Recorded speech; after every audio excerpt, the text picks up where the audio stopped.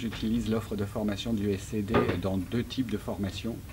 D'abord dans des licences professionnelles, une en banque et une en entrepreneuriat, dans laquelle je fais travailler les étudiants sur la construction d'un dossier, leur projet tutoré, qui doit forcément tenir compte, forcément présenter une analyse sectorielle du secteur dans lequel soit ils travaillent, la banque, soit dans lequel ils veulent créer leur entreprise.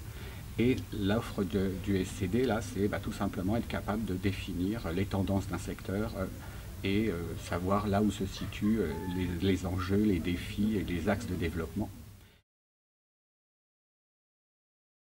Donc le SCD intervient sur un module d'environ 3 heures dans mon cours de méthodologie de mémoire, et donc les étudiants arrivent avec leur sujet de mémoire et le SCD leur apprend à se servir des ressources documentaires à la fois pour effectuer leur revue de presse et une revue de littérature sur les articles scientifiques, donc il les aide également à resserrer leurs problématiques de sujet de mémoire. L'offre de formation proposée par le SCD est utilisée essentiellement pour l'instant au niveau du Master 1 de l'ESPES Académie de Créteil, donc dans le cadre de ce qu'on appelle les IFR, les modules d'initiation et de formation à et par la recherche.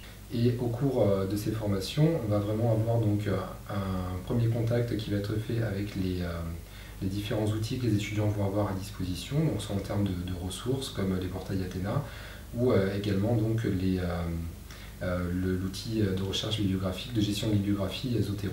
Pour ce qui me concerne, l'utilisation de l'offre de formation du SCD, je l'envisage soit au début de la construction d'une activité pédagogique, là en l'occurrence le projet tutoré que je pilote avec plusieurs licences pro, et puis l'autre moment, c'est celui qui est lorsque les étudiants arrivent à l'université. Je pense que ça fait partie des prérequis, ou en tous les cas des prérequis à acquérir tout de suite, qui vont trouver leur output tout au long de la formation, et dès le début de la première année, leur donner cette habitude d'aller chercher de l'information, de vérifier la pertinence et surtout d'utiliser l'intégralité des ressources dont on dispose à l'université. Voilà l'autre moment qui me paraît être assez propice.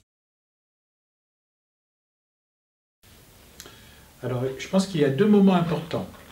Le premier moment, c'est le moment d'entrer dans le troisième cycle. Ils quittent donc leur vie en deuxième cycle, où finalement ils ont assez peu utilisé ou mobilisé une démarche de recherche documentaire. Et l'autre moment important, c'est le moment où ils se mettent sur un projet.